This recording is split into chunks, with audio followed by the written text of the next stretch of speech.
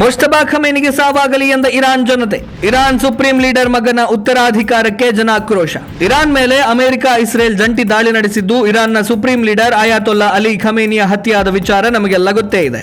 ಇದರಿಂದ ಪಶ್ಚಿಮ ಏಷ್ಯಾದ ದೇಶಗಳು ರಣರಂಗವಾಗಿದೆ.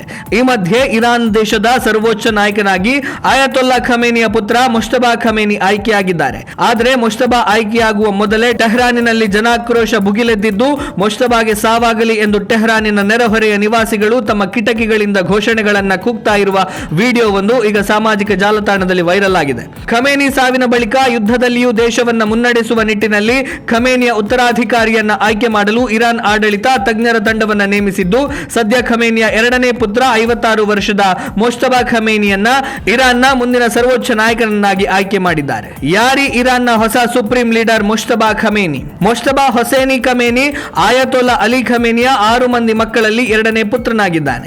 ಮುಜ್ತಬಾ ಖಮೇನಿ ಇಸ್ಲಾಮಿಕ್ ರೆವಲ್ಯೂಷನರಿ ಗಾರ್ಡ್ ಕಾರ್ಪ್ಸ್ನೊಂದಿಗೆ ನಿಕಟ ಸಂಪರ್ಕ ಹೊಂದಿದ್ದ ವ್ಯಕ್ತಿಯಾಗಿದ್ದು 1980ರ ದಶಕದಲ್ಲಿ ಇರಾನ್ ಇರಾಕ್ ಯುದ್ಧದ ನಂತರದ ವರ್ಷಗಳಲ್ಲಿ ಯುದ್ಧ ಘಟಕದಲ್ಲಿ ಸೇವೆ ಸಲ್ಲಿಸಿದಾಗಿನಿಂದ ಈ ಪಡೆಯೊಂದಿಗೆ ಅವರಿಗೆ ನಿಕಟ ಸಂಬಂಧ ಇದೆ ಎಂದು ವರದಿಯಾಗಿದೆ.